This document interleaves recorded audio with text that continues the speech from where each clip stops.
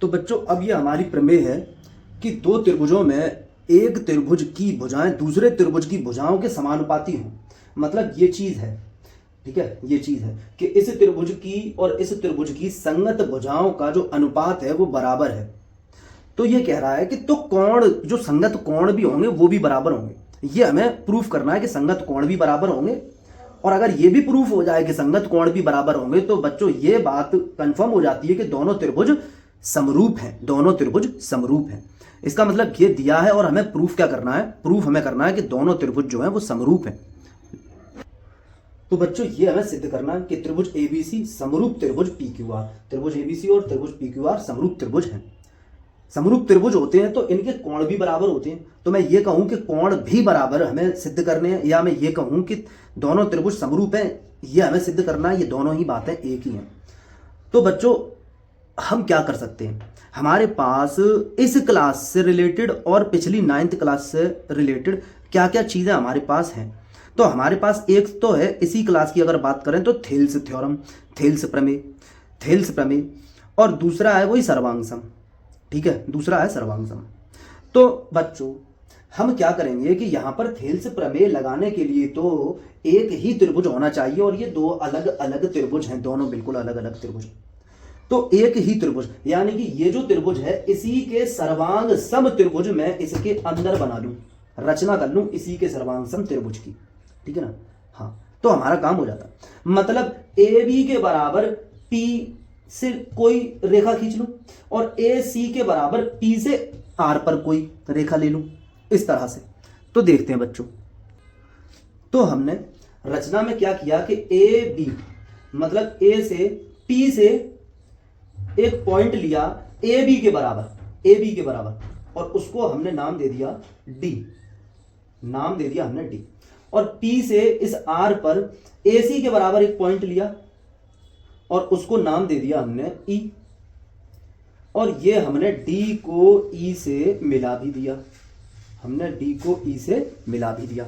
ये हमने काम किया। तो इस काम को हम लिख देंगे कि हमने रचना की है। क्या रचना की है वो हम लिख देंगे। रचना में बच्चों हमने ए बी के बराबर, ठीक है, ए बी बराबर पी डी लिया है, और ए सी के बराबर हमने पी ई ले लिया है, बराबर पी ई ले लिया है ए सी के बराबर। ये हमारी हो गई रचना। अब देखो बच्चों कि हमें करना क्या है, हमें सिद्ध क्या करना है कि तीनों जो कोण हैं इस त्रिभुज के और इस त्रिभुज के, वो तीनों कोण कैसे आ जाएं, बराबर आ जाएं, बराबर आ जाएं के लिए बच्चों अब हम क्या करें कि हम पहले इस त्रिभुज को और इस त्रिभुज को कैसा सिद्ध कर दें कि ये दोनों त्रिभुज सर्वांगसम हैं। दोनों त्रिभुज कैसे हैं, सर्वांगसम हैं, ठीक है। वो हम किससे कर सकते हैं वो देखते हैं बच्चों, वो हम देखते हैं कैसे कर सकते हैं।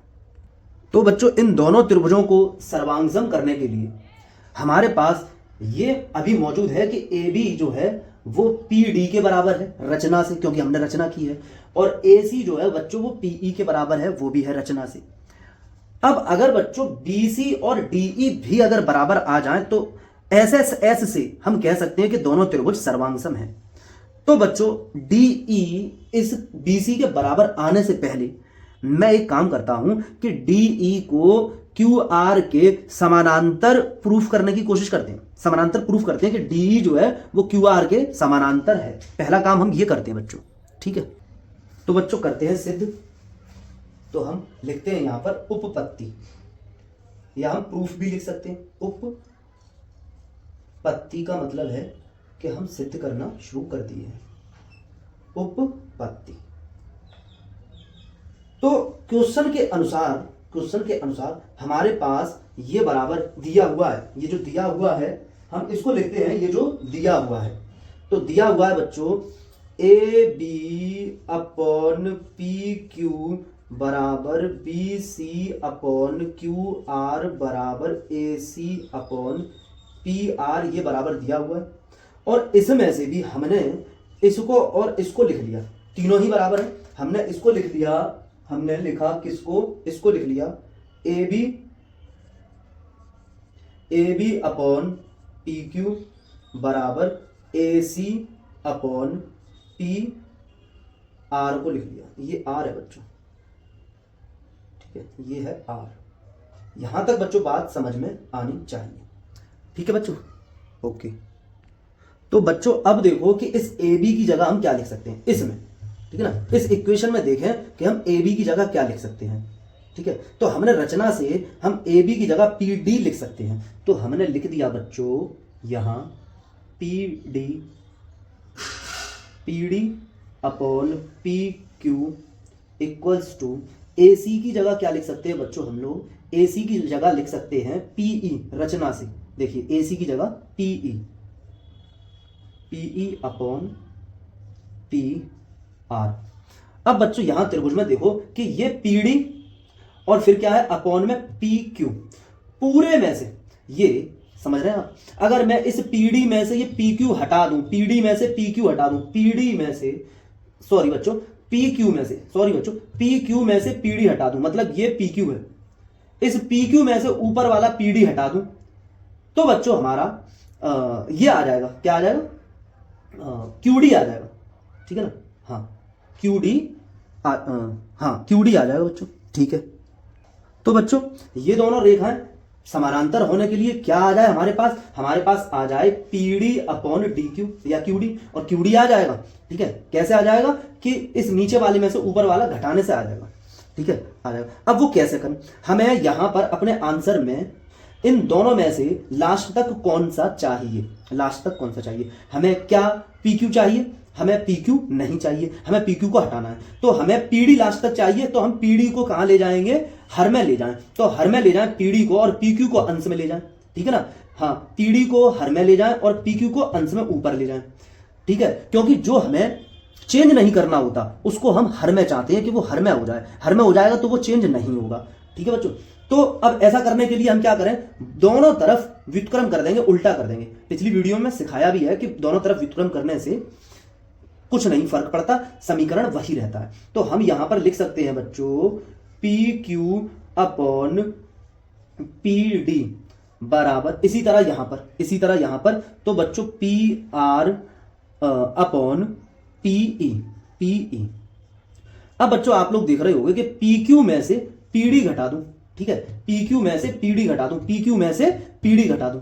और पी क्यू में से पीडी घटाने का मतलब हमें थोड़ी भिन्न आनी चाहिए, तो हम समझ जाएंगे कि P Q upon P D -1 इधर कर दिया जाए, बराबर यही काम इधर भी कर दिया जाए कि पी आर अपॉन पीई -1 इधर भी कर दिया जाए। तो अगर इस भिन्न को सॉल्व किया जाएगा तो पी क्यू माइनस पीडी हो जाएगा, पी क्यू माइनस पीडी हो जाएगा।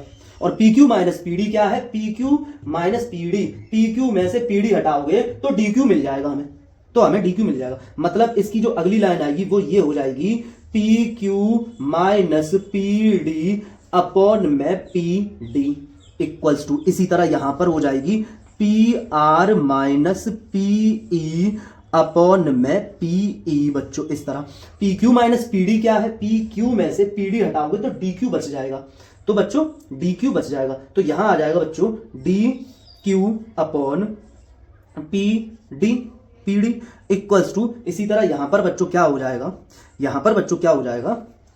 ई आर, पी आर में से पीई गया तो ई आर बच जाएगा, ई आर अपॉन पीई। अब इसको हम दोबारा से फिर पलट दें, उल्टा कर दें, तो बच्चों ये क्या हो जाएगा, वैसे नहीं भी करा तो कोई प्रॉब्लम नहीं है, लेकिन हम कर दे रहे। तो यहां हो जाएगा बच्चों ये PD upon D Q, PD upon D Q, उल्टा कर दिया दोबारा, इधर भी उल्टा करेंगे, जो काम इधर करेंगे वो इधर भी करेंगे। तो इधर हो जाएगा पीई अपॉन ई आर, तो बच्चों अगर इस भुजा के साथ जो अनुपात आया, रेशियो आया, वो बराबर आया। इस भुजा के साथ जो अनुपात आया, ठीक है, वो दोनों कैसे आए, इस भुजा का इसके साथ अनुपात, इस भुजा का इसके साथ अनुपात कैसे आ गए, बराबर आ गए। तो हम थेल्स प्रमेय से क्या कह सकते हैं, हम थेल्स प्रमेय से कह सकते हैं कि डीई समानांतर क्यू आर, डीई समानांतर क्यू आर। किससे कह सकते हैं हम ये बात, हम ये बात कह सकते हैं थेल्स से, थेल्स प्रमेय से, थेल्स प्रमेय से हम ये वाली बात कह सकते हैं बच्चों, ये वाली बात हम थेल्स प्रमेय से कह सकते हैं। अब इसके आगे बच्चों, अब इसके आगे अगर ये दोनों रेखाएं समानांतर हैं, समानांतर हैं दोनों रेखाएं, ठीक है, ओके ओके, तो बच्चों हम लोग जानते हैं कि जब कोई दो समानांतर रेखाएं जाती हैं और उनको एक तिर्यक रेखा खींच के जाती है, जैसे ये जो रेखा है इसको मैं यहां कह दूं कि ये P है और ये इधर इधर इस पॉइंट पर बच्चों Q है और इस पॉइंट पर बच्चों ये D है, यहीं से मैच कर लो आप ये, ठीक है। और ये दोनों रेखाएं जब समानांतर हैं, ये वाली ये D है, ये इधर E है, ये E है और ये इधर R है और ऐसे ये जा रही है। तो फिर अगर ये दोनों रेखाएं समानांतर हैं और एक तिर्यक रेखा है जो इन दोनों को काटते हुए जा रही है, उसको तिर्यक रेखा कहते हैं, तो फिर ये वाला कोण और ये वाला कोण संगत कोण होता है। तो ये संगत कोण कैसे हो जाते हैं, बराबर हो जाते हैं। इसका मतलब हम यहां पर ये कह सकते हैं कि कोण डी, इसके बाद हम क्या कह सकते हैं, इसके बाद हम ये कह सकते हैं कि कोण डी बराबर कोण क्यू। और क्या कह सकते हैं, और क्या कह सकते हैं, कॉमा लगा के देखिए, और हम कह सकते हैं कि कोण ई बराबर कोण आर, हम ये कह सकते हैं। ये बात आप समझ गए, ये बात आप बहुत अच्छे से समझ चुके हैं बच्चों, ठीक है, हाँ नोट कर लीजिएगा, समझते जाइएगा। अच्छा बता देंगे कि कैसे हैं ये बराबर, तो ये है संगत कोण, कैसे कोण है, संगत कोण है, ऐसे हैं ये बराबर, ठीक है, ओके। तो बच्चों अब तक की इतनी इंफॉर्मेशन से हम ये वाला ट्राइंगल PDE और बड़ा वाला ट्राइंगल PQR, बड़ा वाला ट्राइंगल PQR, इन दोनों को हम समरूप त्रिभुज सिद्ध कर सकते हैं। हम इन दोनों को समरूप त्रिभुज सिद्ध कर सकते हैं। और उस समरूप त्रिभुज को सिद्ध करने के आगे हमें करना क्या है, हमें DE और BC को पैरेलल करना है, वो इक्वल बताना है कि ये और ये बराबर है, हमें ये बताना है। उससे पहले हमें क्या करना होगा कि ये वाला त्रिभुज और इसी त्रिभुज के अंदर हमें ये दोनों समरूप हमें सिद्ध करने हैं। तो समरूप सिद्ध करने के लिए हम क्या करेंगे बच्चों, इसके अंदर कोण, किसके अंदर देखते हैं, त्रिभुज PDE में, त्रिभुज PDE और त्रिभुज PDE और बच्चों और त्रिभुज PQR। तो बच्चों मैं चाहता हूं कि इतने ही बोर्ड पर आ जाए, इरेज ना करना पड़े, जिससे कि सारी चीजें आपके सामने रहें, ठीक है बच्चों। अच्छा तो इन दोनों त्रिभुजों के अंदर बच्चों, अगर इन दोनों त्रिभुजों के अंदर बात करें हम, तो बच्चों PDE और PQR में साफ साफ आपको दिख रहा है कि ये वाला कोण तो दोनों ही त्रिभुजों में है, PDE में भी है, PDE में भी है और PQR में भी है। तो ये तो कोण कॉमन ही हो जाएगा, दोनों में हो जाएगा, ठीक है ना। तो हम इसको कह सकते हैं कि कोण PDE में हम इसको कह सकते हैं कि कोण DPE, कोण DPE बराबर कोण QPR, कोण QPR। इस तरह ये दोनों कोण बराबर है, इस तरह ये दोनों कोण बराबर है, क्योंकि कॉमन है। यहां पर बच्चों, यहां पर हम लिख देंगे कि कॉमन है, यहां पर हम लिख देंगे कि दोनों कॉमन है, उभयनिष्ठ है, ठीक है।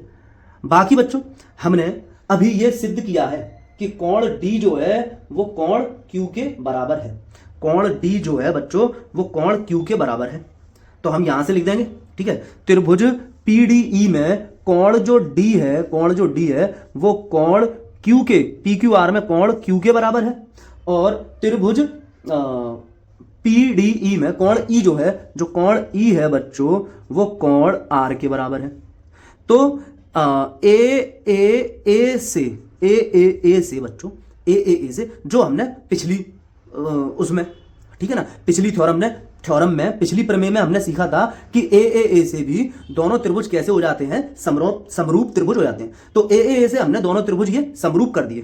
कौन सा, कि त्रिभुज PDE समरूप त्रिभुज, समरूप त्रिभुज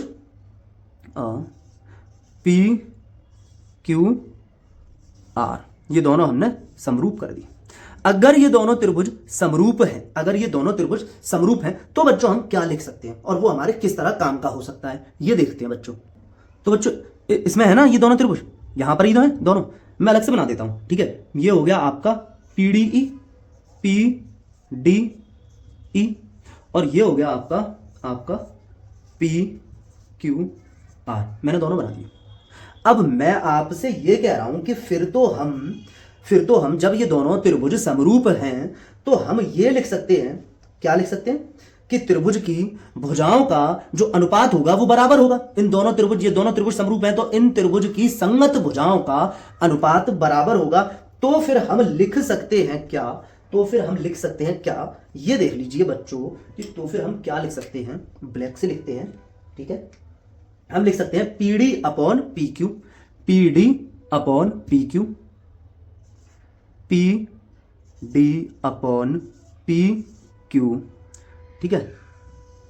हाँ, PD अपॉन PQ बराबर, PD अपॉन PQ बराबर हो जाएगा DE अपॉन DE, अरे DE अपॉन संगत ये है ना इसके, DE अपॉन QR, और ये भी PE बराबर किसके हो जाएगा, ठीक है ना। हाँ, तो PE जो होगा बच्चों, PE किसके बराबर हो जाएगा, तो PE आपके सामने दिख रहा है PR के बराबर हो जाएगा। PE आपको दिख रहा है कि PR के बराबर हो जाएगा, PE बच्चों PR के बराबर हो जाएगा।